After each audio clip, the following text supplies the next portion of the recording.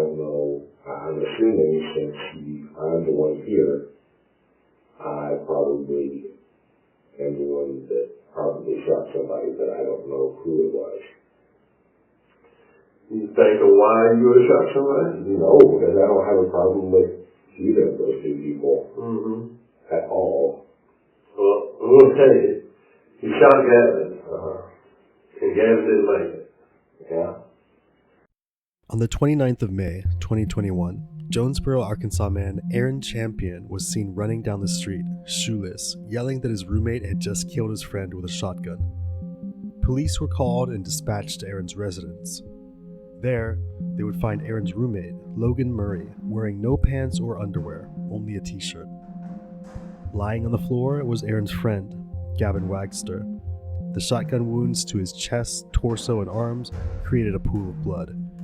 He was deceased by the time the police had arrived. Murray still stood over the man's body, pointing a shotgun at the now deceased man. The police disarmed him and took him in for questioning. Prior to the questioning, the police gathered witness statements and collected evidence from the crime scene. The latter act led to no particularly interesting revelations. It was clear that a man had been shot to death by a shotgun. The witness statements, however, would turn this simple on the surface case into a mystery. A questioning of witnesses led to zero information regarding the motive for this murder. Even roommate Aaron was confused, as the victim and Murray never had negative interactions. Murray had no history of mental illness or drug use either. Murray's actions of taking off his pants and underwear, walking out of his room, and shooting his roommate's friend with a shotgun appear to be entirely without motive. The law doesn't require motive to convict someone for a criminal offense. However, a motive is always preferred, as it can be useful in convincing a jury of guilt. Jonesboro detectives will nonetheless struggle at extracting a motive from Murray, as, well, he appears to have amnesia.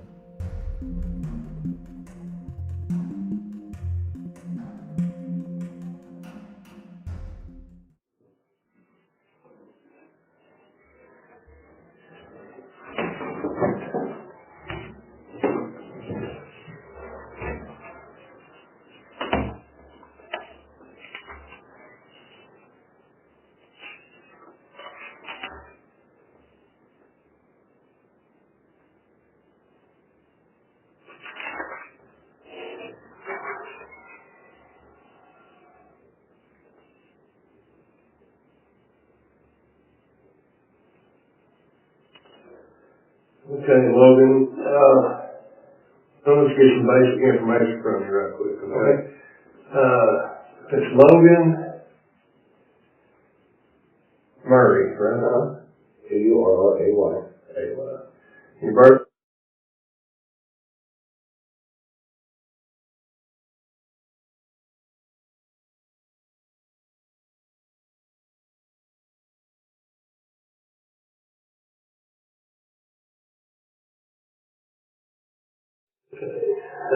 Your address?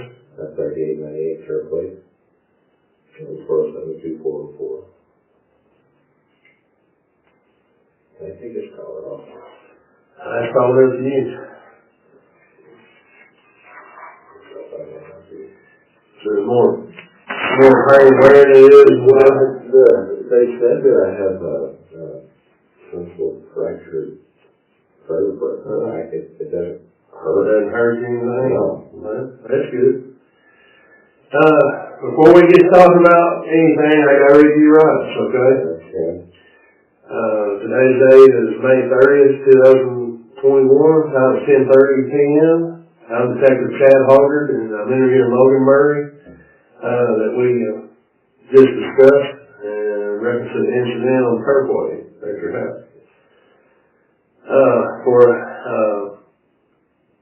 I asked you anything I could, I gotta read your rights to you, so I'm gonna read them to you. I just need a simple yes or no if you understand or you don't understand. Okay. If you don't understand it, I will explain it further. But you have the right to remain silent. You understand that? Yes. Anything you say can be used against you in court? Yes. Do You have the right to talk to a lawyer for advice or have him with you. I'm sorry. Before we ask any questions, and have him with you during questions. Yes, You understand?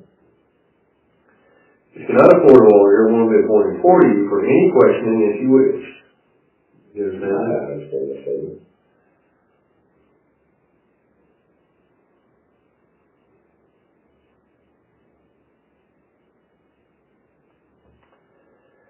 If you decide to answer questions now without a lawyer present, you will still have the right to stop answering any time. You also have the right to stop answering any time until you talk to a lawyer. You understand? Yes.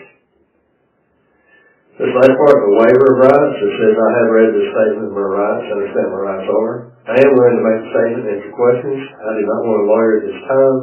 I understand and know what I'm doing. No promises or threats been made to me, and no pressure or coercion of any kind is used against me. If you're willing to talk to me, I need you to sign a therapy X.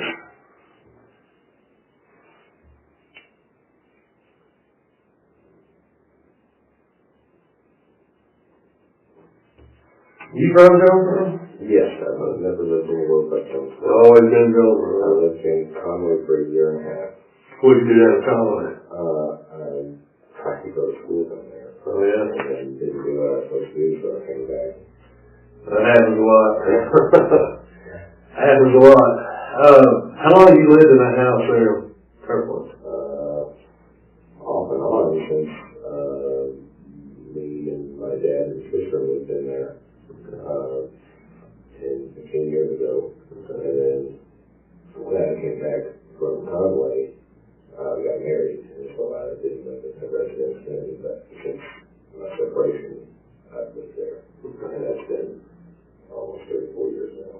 You divorced? Yes, sir. While the reason for the divorce between Murray and his ex-wife is unknown, we can probably guess that fear had a role to play. An interview with Murray's ex-wife would reveal that Murray lacked an understanding of gun safety, or just didn't care, and possibly harbored murder fantasies. According to her, Murray was always playing with guns. He had previously fired bullets into the wall, and once Murray pointed a gun at his ex-wife, even pulling the trigger and dry firing. Murray's ex-wife was shook up by this event, understandably, and Murray just said, "It isn't loaded. Relax." So your dad owns the house, right? And all you guys are renting it from your dad? Okay. Now who all lives in the house? Who all lives in the house? Yeah. Me, Aaron, and Eli. What's Aaron's last name? Champion. And Eli? Urban. All y'all go to school together or something? How do y'all live? So Eli and my ex-wife, college roommate, we know each other through that. And then Aaron and Eli went to school together, went to high school together. Okay. And where does Gavin come in the picture? Gavin is a friend of Eli and Aaron. Okay. Which one of those was out of town this weekend? Oh, Eli was out of town. Eli was out of town. Where did he go? I think he went to Conway, which is Is he from Conway or no? No, he's from Paragould, but his girlfriend's a little Really? yeah. I mean, they don't have together, aren't even engaged. Sometimes you gotta do what they say. Yeah, So, take me back to Saturday. What was y'all doing all day long? all day long during the day, we didn't hardly do, or I didn't hardly do anything. Aaron was gone. It was just me at the house with the dogs, and then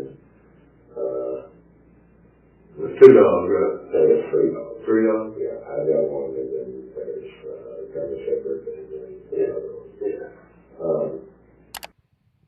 When cleaning Murray's house, the police discovered Murray's dog locked in a closet. The police never did follow up on this odd discovery, failing to question Murray's roommates whether Murray commonly locked his dog in his closet. Animal abuse is a strong indicator of future violence against people, so it would be something interesting to look into. Probably about 6.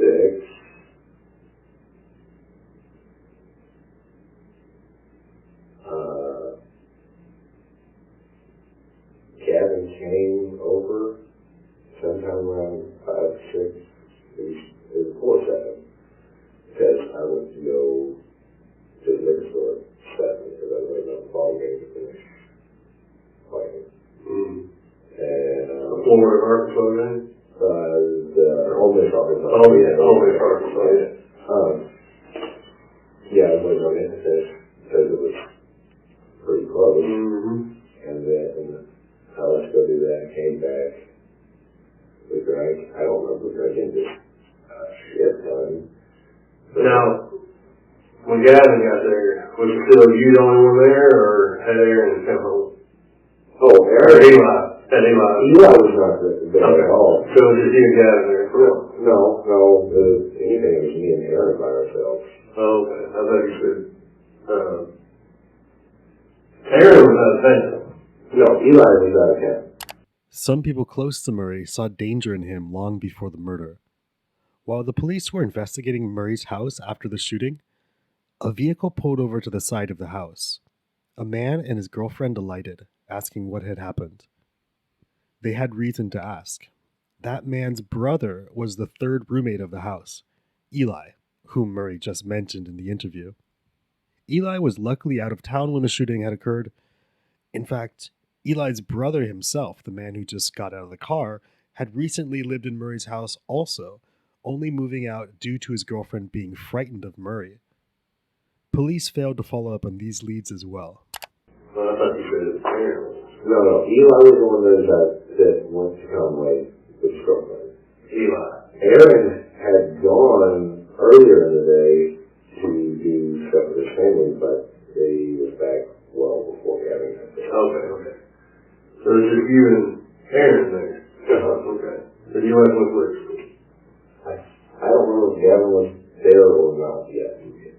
But you went to the store by yourself? Yeah.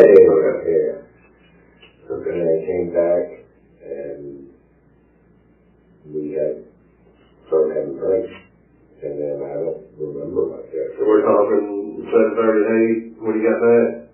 Oh, yeah. I just went down to the package store and then went to go get a soda from Sonic, and then he was back.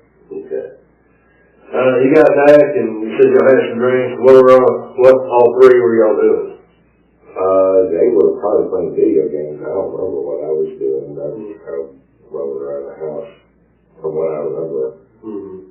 But they were playing games and trying to get all that taken care of. It's pretty common for them to play games. Oh, yeah. They play games all the time. So that goes on for a while, or? Genuinely, I don't remember much after we played. Aaron and I always start with 3 shots. And then, I don't know, probably about 6 or 8. I don't really remember much after that. Murray claims to have lost his memory at around 8 p.m. He began drinking at 7:30 p.m., which means that a blackout at 8 p.m. is almost impossible. Moreover, the amount of alcohol imbibed was likely not enough to cause a blackout by the end of the night, let alone by 8 p.m. Murray was drinking 2 to 3 shots for every one Aaron and Gavin drank. However, this was not out of the ordinary, for Murray was a heavy drinker and drank every night. Moreover, Murray most likely didn't drink all that much more than Aaron and Gavin, considering that Aaron and Gavin were taking secret shots without Murray. And Aaron, who had a weaker alcohol tolerance than Murray, wasn't very intoxicated by the time of the shooting. Hence, it is difficult to attribute Murray's erratic behavior and memory lapse to an alcohol-induced blackout. Not that that's, I don't remember what I was doing or what anybody was doing, but not that that's a lot for me to drink on a given day. but I don't remember anything. So when you come through your front door, that first bedroom on the right, that's Aaron's, right? You go in the front, yes, that one's there. Then it's yours. And then we have Then the bathroom. And then, yes. And then it's like a Yeah. storage bedroom. Yeah. Whose bedroom's in the back? That's Eli's. That's Eli. Why does he have the big bedroom and the big bathroom? Because he was the first person that, he was one of the first people that moved in there. He and another guy moved in there. And at the time, Eli was the only one that could pay extra. More rent? Yeah. Yeah. And so, it just hasn't changed since we've all kind of Split everything? come and gone. Yeah. Well, let's get back to drinking and whatever. It's always something bad happens. Yeah. So what do you know about it? I don't know anything. I mean, I'm not saying that, let me back up. I don't remember anything. I don't know why I ended up at the hospital. Mm-hmm. I don't know how this happened. I assume I fell on something. I don't know. All I know is clearly something bad happened that evening, and I don't know what that would be. Mm-hmm. Nobody told you what happened? No, I asked while we were there, and at the hospital, and they said that nobody could tell me. They said that you were going to explain to me. Okay. Before we get into that, you work for a bonding agency. Yeah. How long you worked for them? About 8 months. Okay. Murray's stated reason for owning guns was that his profession required them. He worked as a bail bonds enforcer, meaning he chases down people who have skipped out on the conditions of their bail, receiving a portion of that bail as remuneration. According to Aaron, on the afternoon of the murder, Murray had not done anything particular to set off alarm bells. Murray awoke in the afternoon, ordered a pizza, and went to the liquor store, all standard fare for Murray. When Murray returned, he greeted Gavin and hung out with the two gamers, chatting and taking shots. Murray was playing with his shotgun while he chatted. He would cock his gun, adding and removing shotgun shells. He had recently gotten new slug rounds for his shotgun and seemed excited about them. Speaking of the effectiveness of these new slug rounds, Aaron claimed that this was not out of the ordinary for Murray. Murray would often play with his guns. The only difference on this day was that Murray was loading his shotgun with slug rounds instead of the normal rubber rounds. So you kind of know how a ball game works. Yeah. Okay? So, obviously you've never been on this end. Never. No. Of the game, if you will. But you've been around it, you've seen how the court works and all that, and me or anybody else up here is here to look down on you or throw stones at you, anything like that, because people screw up and make mistakes, especially when drinking's involved. Yes. Okay? I made bad choices in my life when drinking was involved. Now you said y'all drank. Did y'all do anything else, any other kind of drugs? I did not. No. They may have, but I don't regularly do anything. Okay. Y'all been smoking weed or taking pills? I did not. Okay. Did they? You know? I think they might have had a THC like vape pen, but I don't know. Okay. Well, the part about I don't remember, I'm not going to say you're lying, I'm going to say I don't believe it. Okay?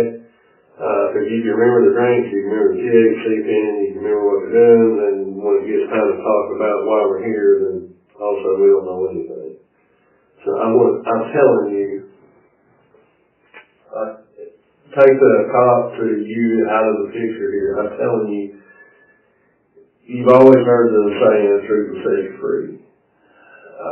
And I'm telling you, honest answers, honest what happened, I screwed up, mistake, I don't know, whatever, always works out better for everybody.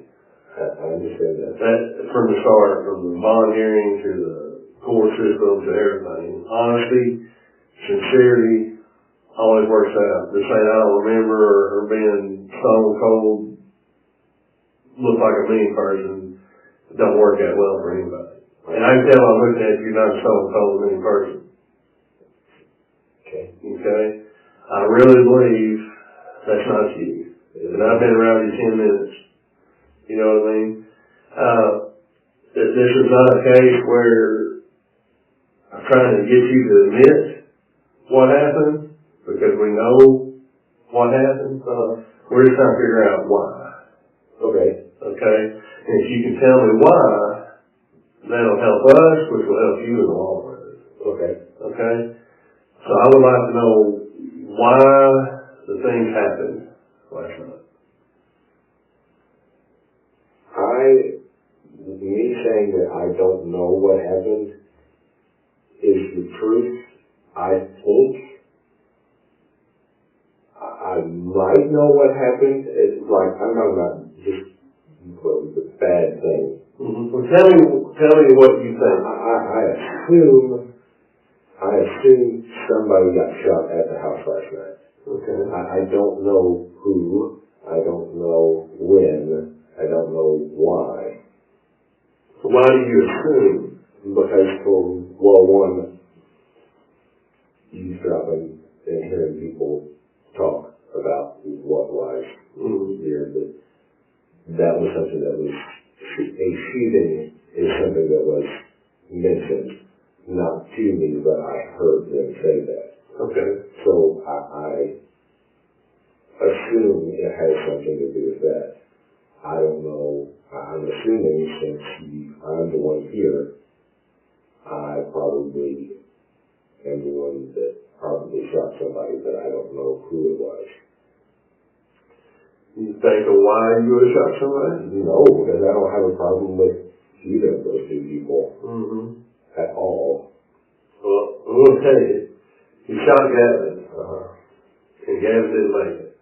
Yeah. Murray states that he believes he shot someone, but doesn't know whom. He then immediately narrows it down to Aaron and Gavin, even though he claims not to remember anything, including who was at the house. He seems also unsurprised when the detective reveals that Gavin was shot, and also unremorseful that Gavin is dead. While not damning by themselves, Murray's reactions here are quite unnatural. A jury is unlikely to believe that these are the normal reactions of a person who has just awoken from a blackout and learned that he has committed a murder. And like I said, it's not a matter of if you did it. Yeah. We know you did it because Aaron heard it, went in the living room, and saw you shoot him one more time. Yeah. And the big question is why? I genuinely don't know.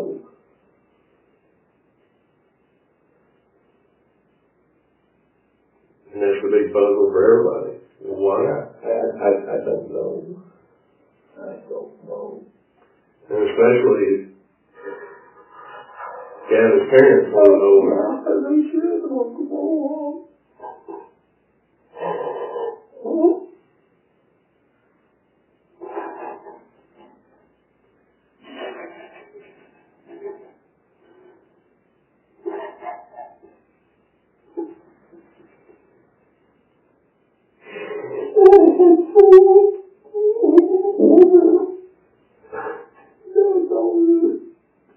You had what?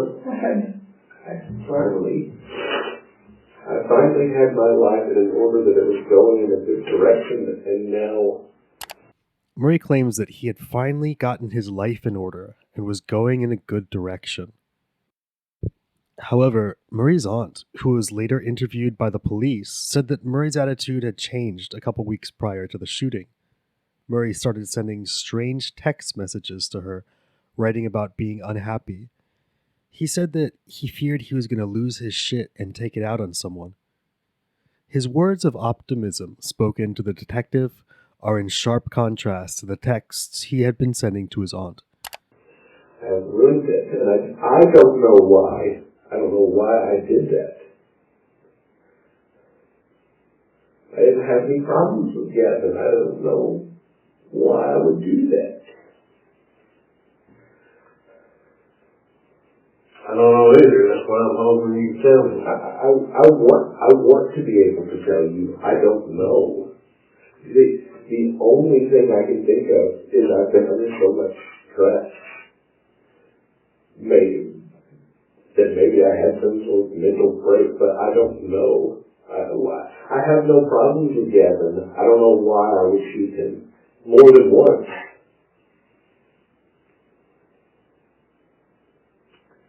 How do you know you shot him more than once? He said that I shot him more than once.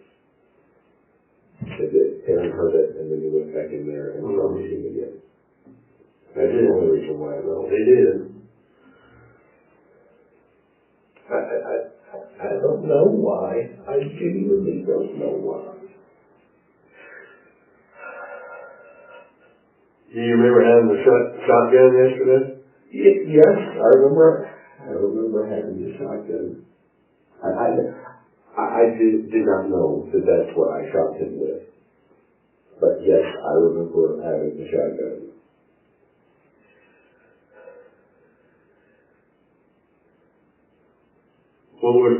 What do you remember about having the shotgun? I intentionally unloaded it before we even started drinking, and then all the shells were sitting there, and they were in the way, so I loaded it back up, and that's all I remember about it. Was the gun in the living room? Usually I kept it in the gun cabinet. Okay.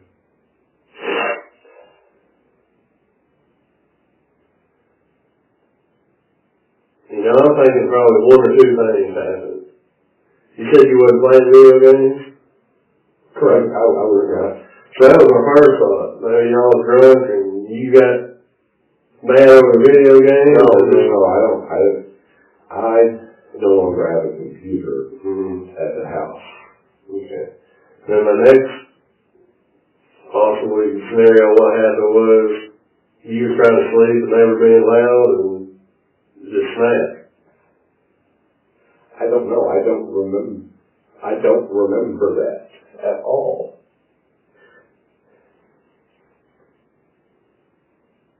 I don't remember. I wish I remembered. Do you remember going to bed last night? I do not remember going to bed.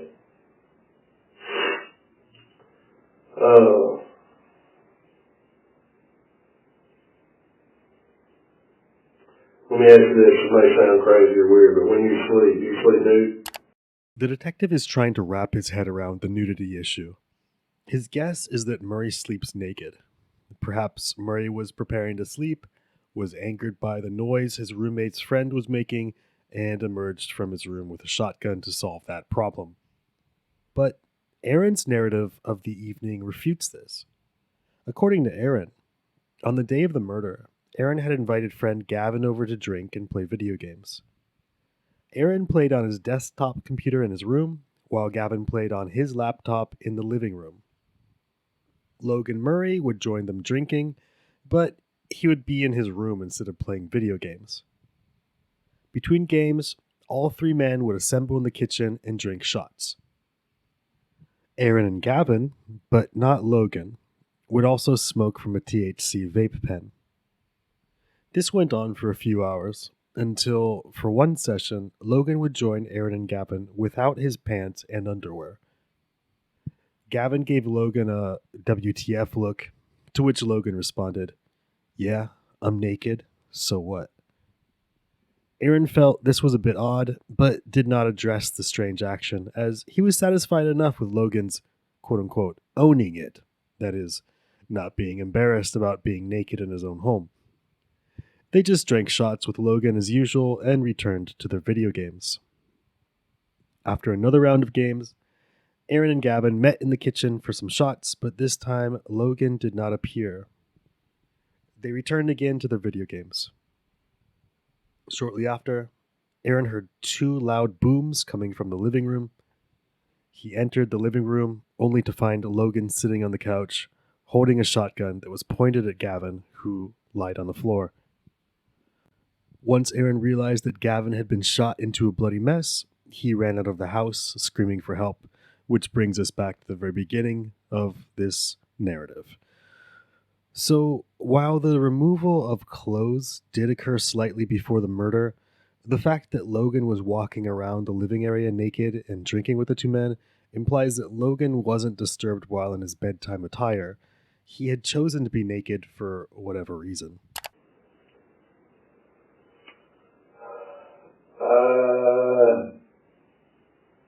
Sometimes, not all the time. Okay. Well, when the officer got there, you were nude, laying in the living room floor. Now, I'm guessing you probably slipped in the blood, and that's how you hurt your neck, hurt your eye. That would make sense. Yeah. Because Aaron says, like y'all all take shots between rounds of video games or something. I mean, he said about 10, 15 minutes later, you walk out of your bedroom with nothing on but a shirt. And like no pants, no shorts, underwear, nothing. And they kind of blew it off while you drunk. And then go back to play video games, and a few minutes later, and he hears shots. I don't know. I really don't.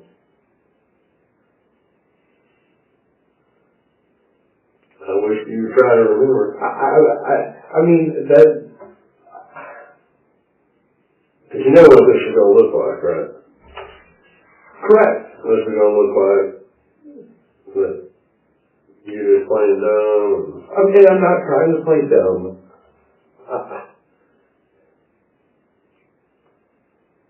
Of those scenarios, the one about me being pissy is the only one that makes sense. Because I couldn't go to sleep. But I don't remember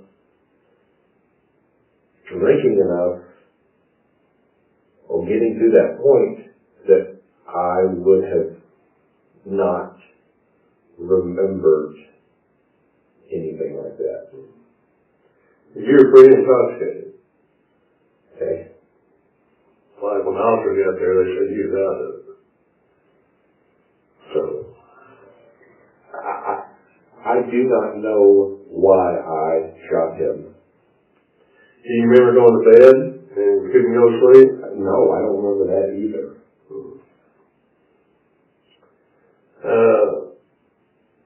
Do you remember shooting him? I do not. I do not. I mean, because there's a difference between remembering shooting him and remembering why. You know what I mean? I don't remember shooting him, but I thought maybe if I shot him, it was with a handgun. I didn't even know it was a shotgun until you said something about it. Why do you think it'd been a handgun? Because I keep my handguns, usually I keep in my room.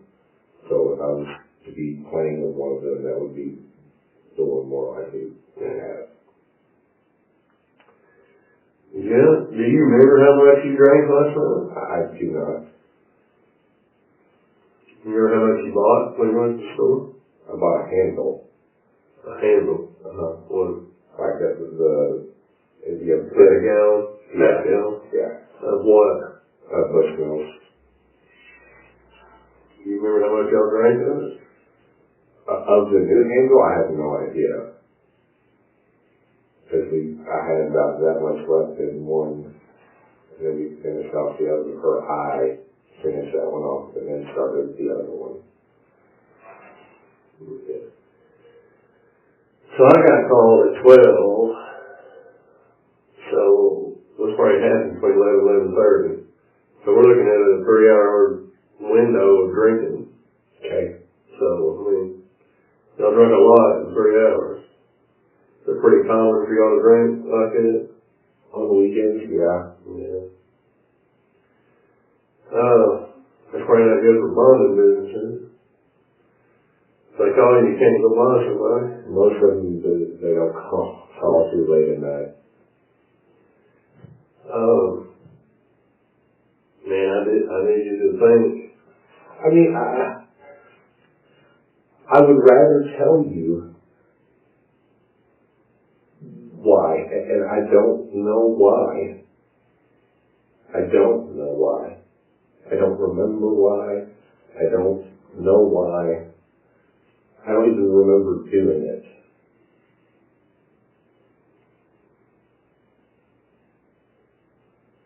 Do you remember the officer getting there last night? I know.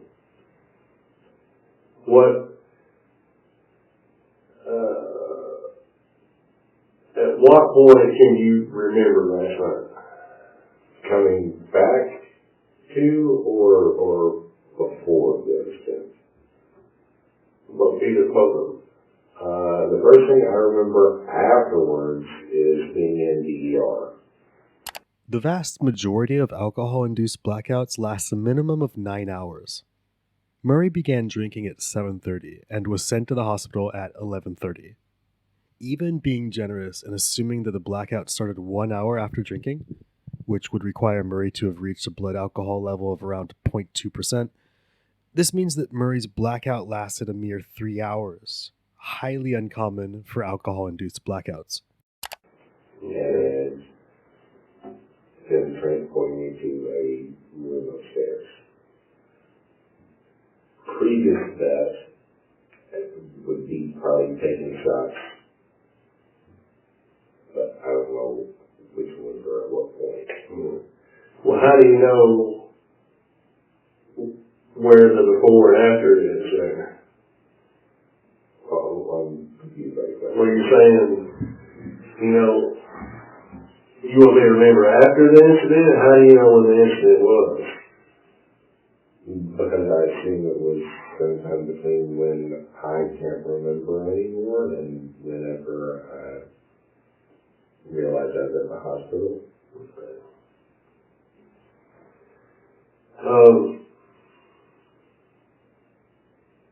Do you know who Gavin and Aaron were playing games with?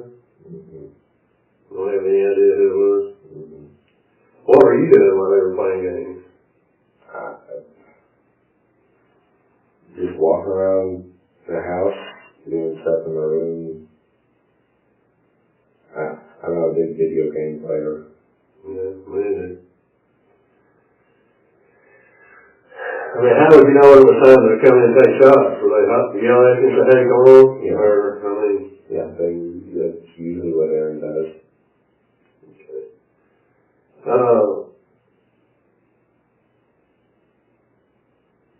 That's going to be another weird question, but you and Aaron or you and Gavin or anything, ever been in any kind of relationship? No. Nothing like that? I'm just trying to figure out why this happened. I don't know why it happened. I really don't. I mean, I've only met Gavin probably 5-6 times. Mm-hmm. And he's always there at your house, those 5 or 6 times? I guess. I think if I assume so. Yeah. I mean, that wouldn't be the first time he stayed the night there? No. Y'all never had any kind of problems at all? No crosswords at all? Anything?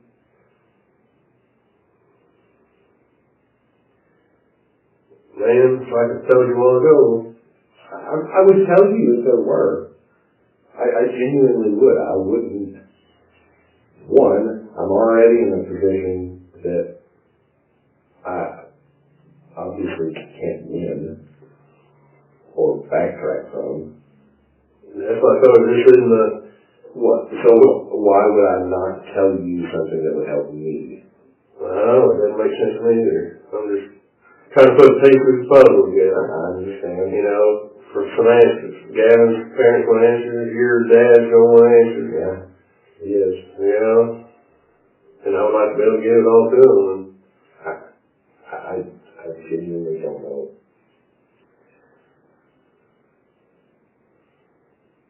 Other than I was drunk.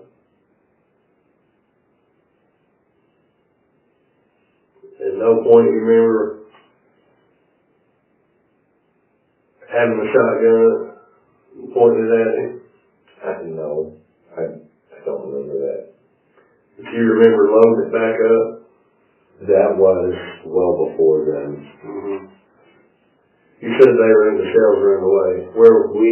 So come in the door, mm-hmm. and to the left, turn to the left.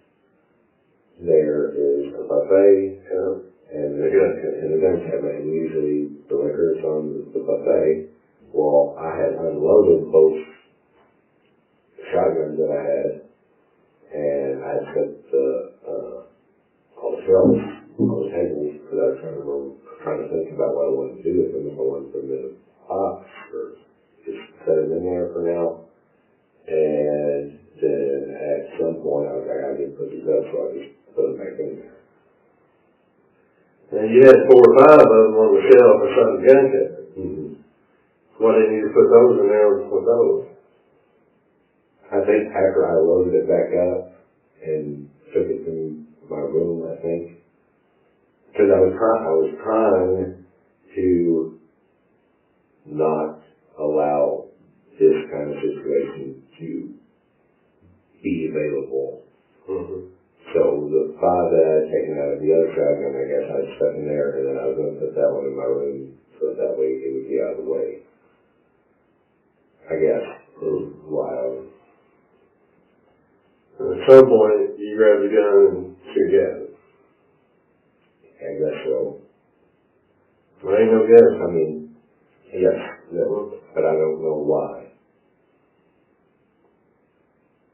Because, like I said, Aaron's there, sees it, and the guy that they're playing video games with actually recorded it. He can hear it.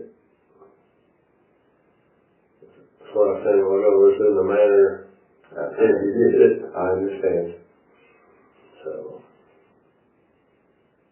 like I said, I'm basically sitting here giving you an opportunity to help yourself. I want to tell you why, but I don't know why. Can we at least say you remember shooting him? I do not remember I shooting mean, you him. can remember shooting him and still don't know why. I know. I don't remember shooting him. I don't remember grabbing the gun, pointing it at Gavin, and pulling the trigger. I do not remember those actions. And you don't remember the officer showing up at your house last night? I don't remember the officer showing up at my house. I don't remember why I decided to do it. I don't remember any of that. Okay. We're going to end this now at 11 o'clock. Okay? Okay. They're going to transport you out to the jail. And you're going to be booked in for murder first degree. Before we go, I'm going to take a picture of your eye. Okay?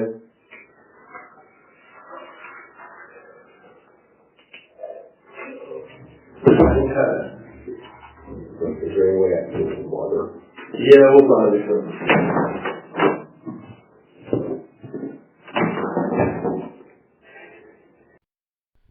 To ask why Logan Murray did this seems to be a matter of course. Yet a search through the memorial page for Gavin shows that no one who knew Gavin is asking why Murray engaged in this violent act in the first place. There's lots of talk about locking Murray up, but no one discussing his motives.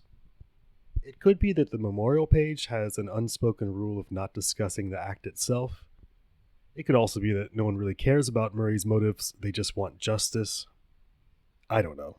I think if a family member of mine was killed in this way, I would need to know why. I wouldn't be satisfied with any punishment because I simply wouldn't know what I'm punishing. The police, of course, continued to investigate, looking for a motive, though they did neglect a couple leads I mentioned in the video. A search of Murray's phone found nothing of interest, No other vague, violent threats besides the one he sent to his aunt. No sign of negative interactions between Murray and the victim. No sign of planning a murder. Witness statements and the interview with Murray himself gave very little in terms of understanding the reasoning behind this crime. The police essentially hit a dead end, and a first-degree murder sentence would be a hard ask without a motive. Initially, Murray's lawyer informed the court that they would be pleading not guilty by insanity. However, Murray later chose to take a plea deal by pleading guilty to second-degree murder instead of going to trial for first-degree murder. He was sentenced to 40 years in prison. At the sentencing, Murray displayed no emotion and avoided all eye contact with the victim's family. He made no statements. To this day, he has given no comments on why he murdered Gavin. Overall, it seems quite possible that Murray had a murderous seed deep inside him, but unlike in similar cases, this wasn't the story of a teapot slowly heating up until it explodes with steam. There is no palpable build-up here, just a spontaneous murder. With no answers for the reasonings behind the killing, the hot question becomes whether history will repeat itself in 40 years once Murray is released from prison.